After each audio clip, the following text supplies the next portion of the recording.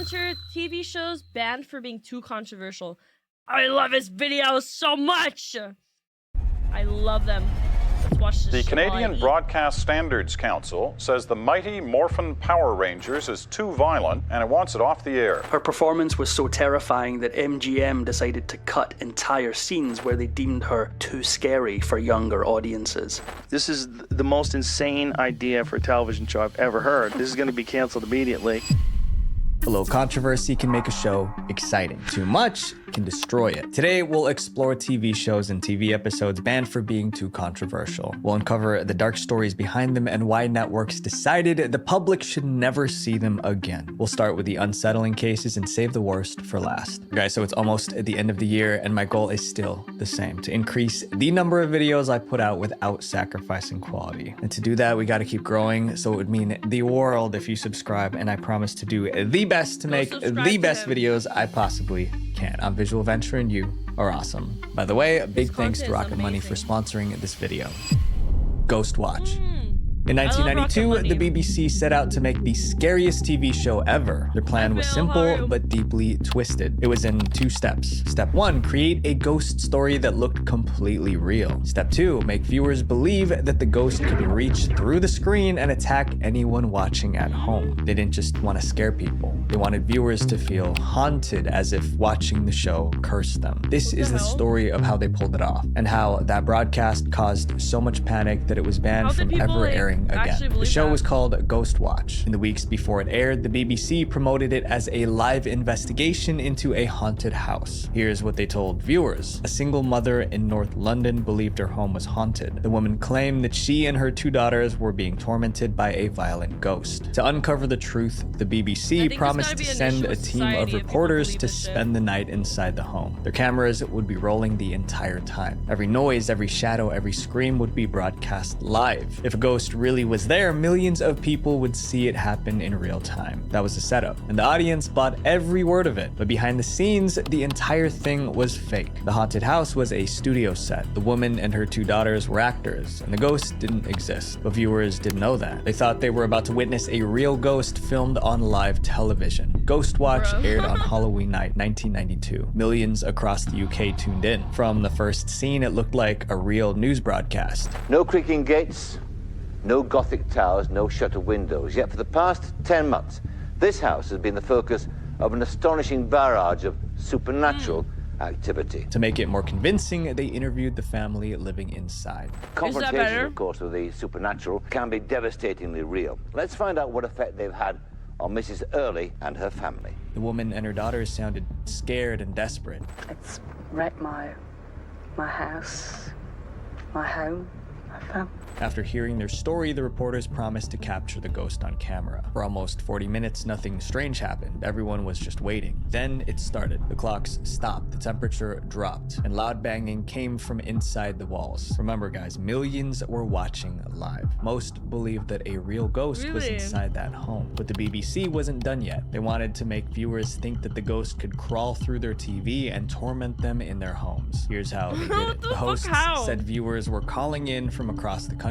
These callers claimed strange things were happening in their homes while they watched. We're getting all sorts of calls. In Derby, someone was ringing to say that her clock had stopped. Ken and Joyce Shrivener from Telford in Shropshire, their radio has gone dead. Of course, none of it was true. No one was actually calling in to say they were haunted, but the audience didn't know that. People across the UK believed that Ghostwatch was cursed, and that simply watching the show was letting the ghost into their homes. Some panicked and turned off their TVs. Others kept watching. But things were about to spiral completely out of control. As the night went on, things in Ghostwatch got worse. Objects started flying across the room. Hi, Boba, how are you?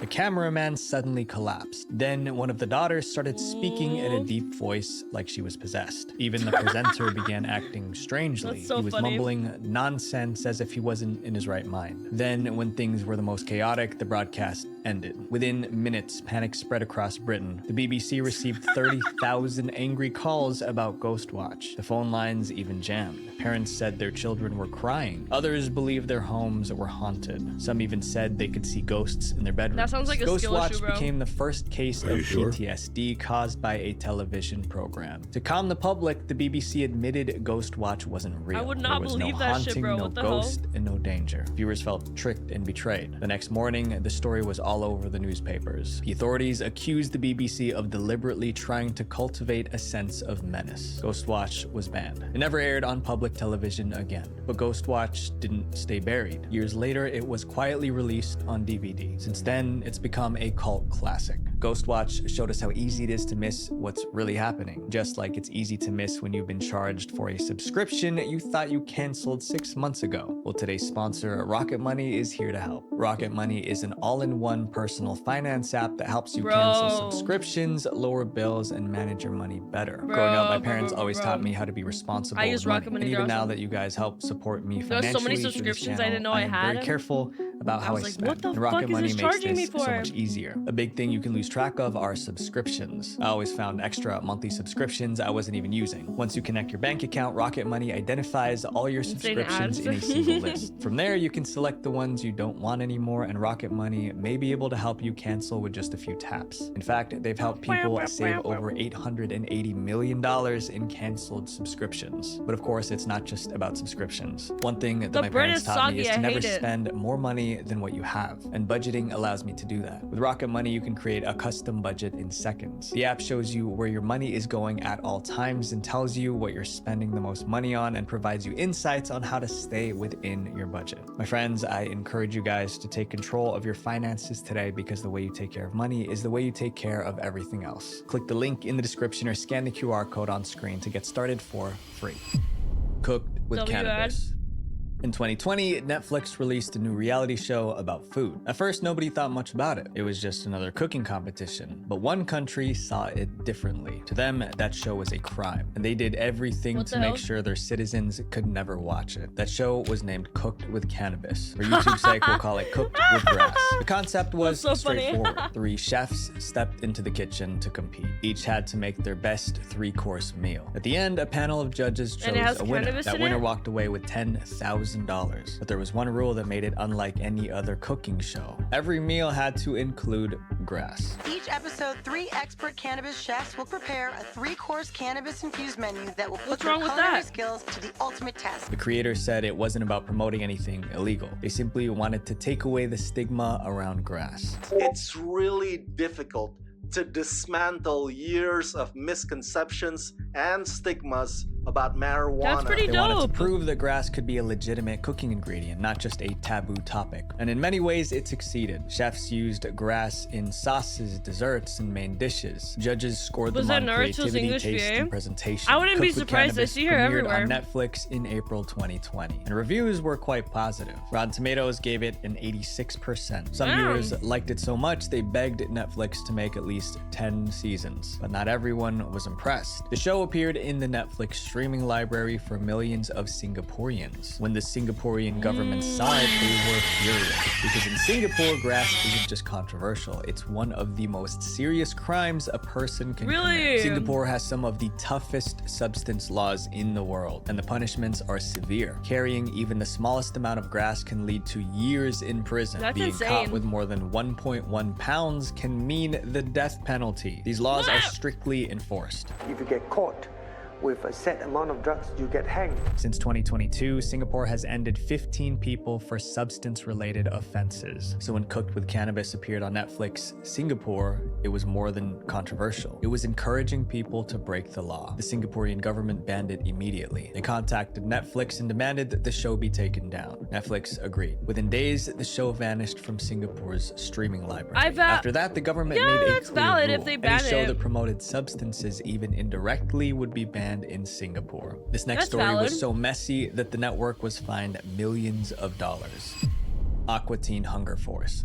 Like, Most just don't shows show get it over banned there. because of their content. This one was banned because of how it was promoted. The show was called Aqua Teen Hunger Force. When it premiered in the early 2000s, it didn't look like anything else on TV. The stars of the show were 3 talking fast food items: a milkshake, a box of fries, and a meatball. They lived together and got into bizarre adventures. I The remember stories rarely this. made sense, but that was a charm. Viewers It was so loved weird. how weird it was. Soon the show developed a Yeah. small but loyal fan base. But the creators wanted more than that. They wanted everyone to know about the show, so they they came up with a new marketing campaign. On paper, it sounded like a good idea, but it really wasn't. The marketing stunt caused such a mess that the police got involved. The campaign launched in early 2007. Normally, TV shows were promoted through commercials or billboards, but the team behind Aqua Teen Hunger Force wanted to advertise on the streets of Boston. Their idea was simple. They built glowing LED signs featuring alien characters from the show. The characters were called Mooninites. We are the Mooninites, and our culture is advanced beyond all that you can possibly comprehend with 100% of your brain. Each sign showed a Mooninite flipping people off with its middle finger. The creators thought fans would find it funny, and that others would be curious enough to ask what it was about. They installed 40 of these LED signs all over Boston, above shops, near bridges, and even along highways. They worked overnight trying to stay out of sight. They wanted people to wake up and see glowing Mooninites all over the city. But they made one stupid mistake. The signs didn't say what they were for. There was no title, no logo, no hint that it was an ad. Just glowing circuit boards with wires sticking out. This is what they looked like. The next morning, people spotted the devices. They saw flashing lights, batteries, and tangled wires. To most people, it looked like a bomb. Someone called 911. Police rushed to the scene. They evacuated the area and destroyed one of the devices in a controlled explosion. But that was just the beginning. Reports poured in from across the city. That's actually so fucking funny, dude. Dozens of these strange devices were spotted under bridges, tunnels, and buildings. The city thought it was under attack.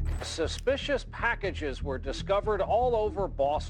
Roads were closed, the Charles River was closed, and questions were asked about terrorism. The entire city went into lockdown. For almost 8 hours, police and federal agents searched for more devices. That's so fucking funny, Boston dude. police did shut down a bridge, several main roads, including an interstate, and stopped boat traffic on the Charles. Luckily, one of the officers happened to be a fan of Aqua Teen Hunger Force. He recognized the characters. He told his team, these aren't bombs, they are Mooninites, just cartoon characters. The lockdown finally ended, and the fear subsided. Dozens of electronic devices placed all around the city to promote the Cartoon Network show Aqua Teen Hunger Force, but they were mistaken to be bombs. The panic was over, but the authorities had a new mission: find and punish those who caused this mess. Police quickly tracked down the 2 men who put up the signs. They were arrested and charged with disorderly conduct. But those men weren't the masterminds. They were just hired to install the signs. So the authorities went after the network itself. To settle the case, Adult Swim's parent company paid the city $2 million in damages. They also issued a formal public apology. The creators of Aqua Teen Hunger Force understood how much trouble they caused, but instead of showing regret, they tried to joke about it. They created a new episode titled Boston and made fun of the entire incident. Turn on your tiny magnetic light. That's so funny, dude. That way, you look more like a device. Network executives weren't amused. They banned the episode before it could ever air. For 8 years, the Boston episode stayed hidden. It was the only episode of the series that was never released. Then in 2015, someone leaked it online. Viewers were furious. Dude. Many felt it was disrespectful to joke about the mass panic. This next chapter proves that even the most innocent shows can sometimes go too far. Sesame Street. It's hard to imagine Sesame Street being disturbing. The show first aired in 1969, and it became a must-watch for children all over the world. Kids loved Big Bird, Elmo, and the other Muppets. But hidden in Sesame Street's history is one episode that almost ruined the show. It was titled Episode 847, and it aired in February 1976. The episode had a simple goal: teach kids about good manners. Producers wanted kids to learn that the best way to get something is by asking politely. That message didn't go as planned. Instead of teaching kindness, episode 847 sent kids running from their TVs. The episode starts with a strange event. A broom falls from the sky. It lands in the hands of a boy named David. It turns out that the broom belongs to a witch, and she wants it back. Have the broom until you can't. Let me have it. You can't have the broom until you show me a little respect. Oh, yes, I can. Angry, the witch threatens to turn David into a basketball if he doesn't return it. I'll turn you into a basketball. A basketball? The threats don't work. Frustrated, she disappears. I'll be back.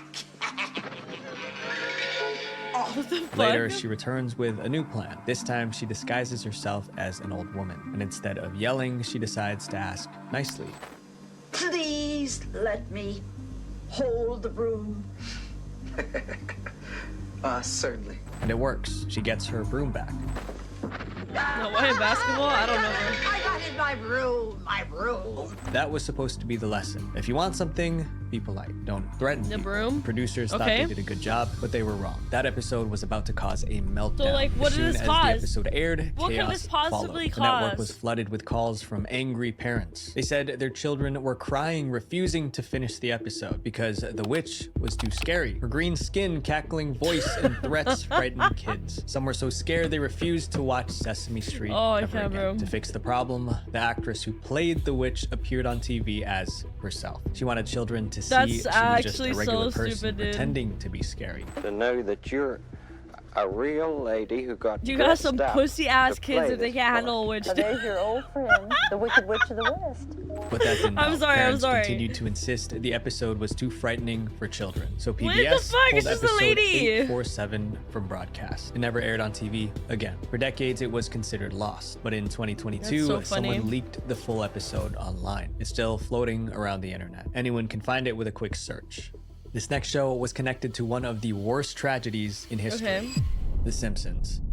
Everyone Dude, knows the Simpsons It's that series. cartoon that makes fun of everything. The show was designed to be a satirical depiction of American life. For over 30 years, it's poked fun at Oh, the politics, theories that it's, like, celebrities, and pop guests culture. and But in shit. 1997, a few jokes backfired, and the public reaction was so intense that an entire episode had to be buried. The episode was called The City of New York versus Homer Simpson. It aired in September 1997 during the show's 9th season. The What do story you mean began I have with to Homer comfort losing my his car. child? After searching for months, Sue he them. gave up and decided to build a new one himself.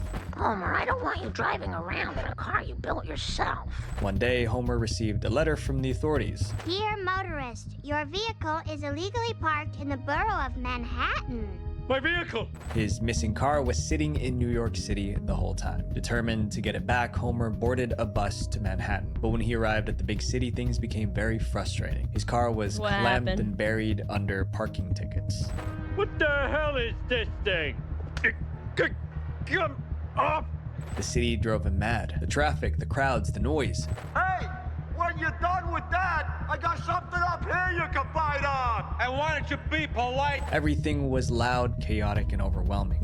Sorry about that, guy. They stick all the jerks in Tower 1. That's it. I'm coming over there. Yeah, why don't you come over here? What's happening? I don't get it. Shut up, the both of you. Frustrated, Homer got into his car and drove away with the clamp still attached. The episode was a parody of city life. They wanted to make fun of how stressful New York could be. Viewers laughed. And for 4 years, it was just another funny Simpson episode. But a few years later, 4 years? those jokes suddenly didn't seem funny anymore. On September 11th, 2001, tragedy struck New York. The Twin Towers collapsed. Thousands of lives were lost. In the weeks that followed, people turned to familiar shows for comfort. But when fans rewatched that episode from The Simpsons, they noticed something unsettling. Oh, like the There were small magazine? details that reminded them of the tragedy. We could all go with the bus company's special super sitter fare. In one scene, a brochure showed the price $9 next to an image of the Twin Towers. Together, it looked like 9/11. And throughout the episode, Homer's car was parked between the towers. There was also a short argument between two men, one yelling from Tower 1 and the other from Tower 2. Oh Before my the God, tragedy, what those the lines were fuck? just jokes about city life. After the tragedy, they felt disturbing. Conspiracy theorists went crazy. They claimed The Simpsons predicted 9/11. The rumors grew so fast that the network had to step in. Out of respect for the victims and their families, Fox pulled the episode. It was removed from syndication That's so no other insane. network could air it again. For years, the city of New York versus Homer Simpson vanished. But in That's just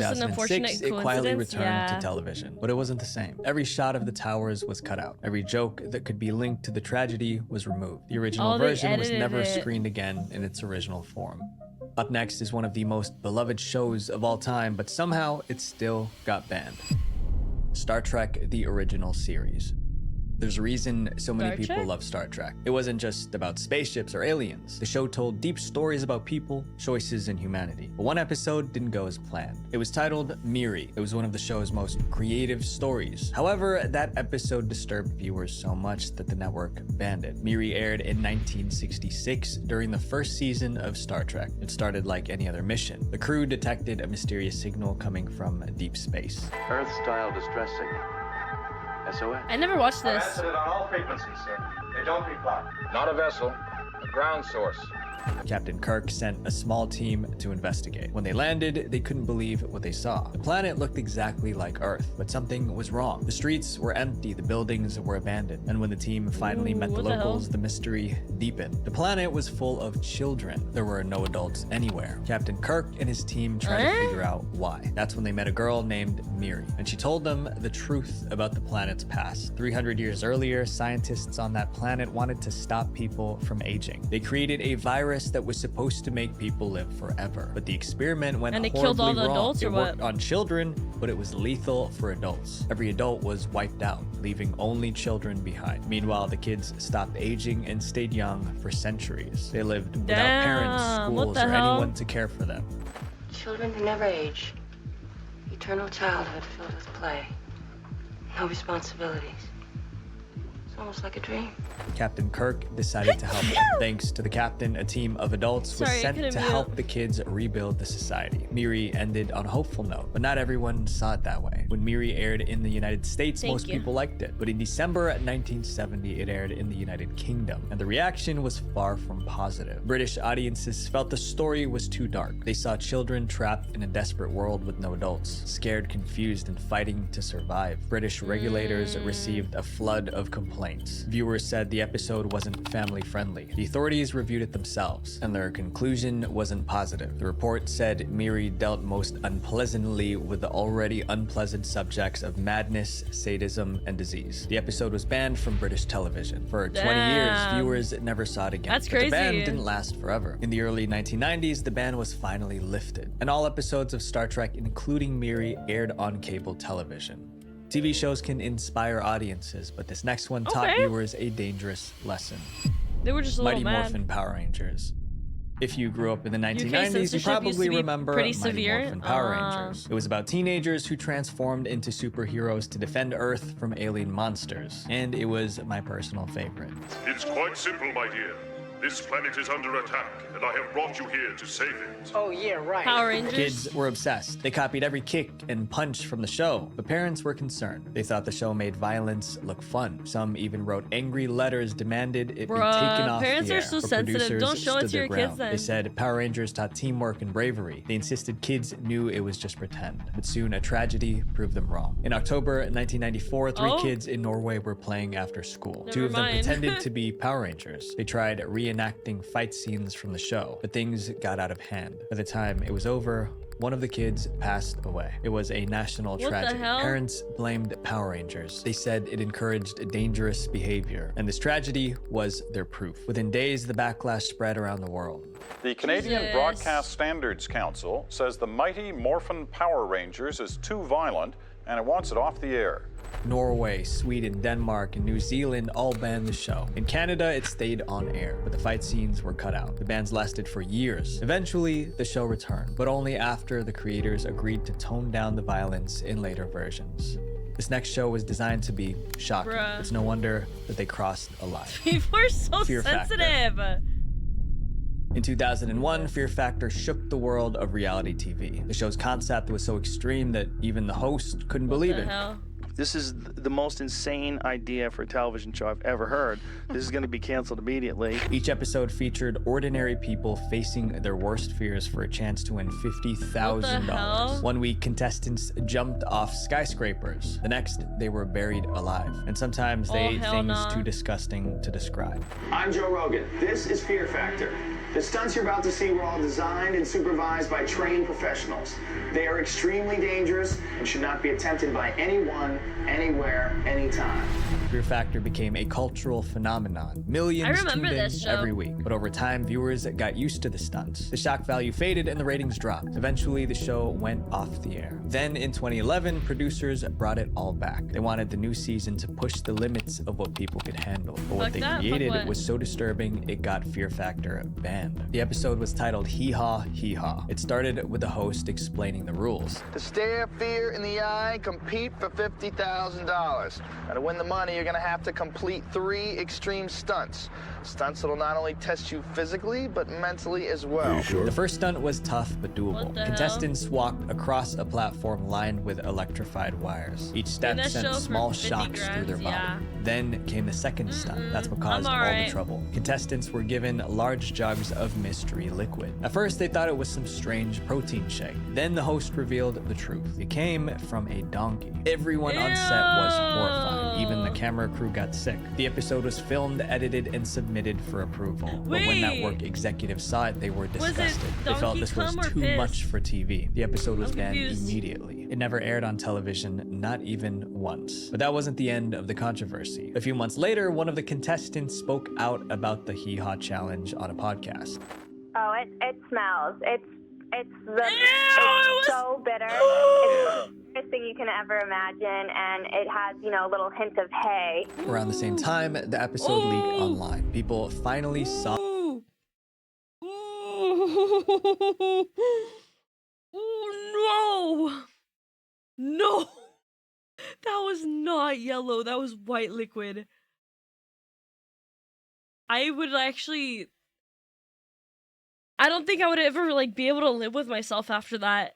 The challenge. And almost all the reactions were negative. One viewer wrote, "This is not even a fear anymore. This is literally sick." The backlash was massive. A few months later, NBC canceled Fear Factor. Many believe the Hee Haw scandal was the reason. To this day, that episode has never been officially released, but the leaked clips are still on YouTube. It's a disturbing reminder of how far reality TV once went for shock value. Videos have the power to entertain, to educate, to inspire, but they also have the power to harm. And these shows are proof that entertainment without limits can cause damage. So my friends, choose.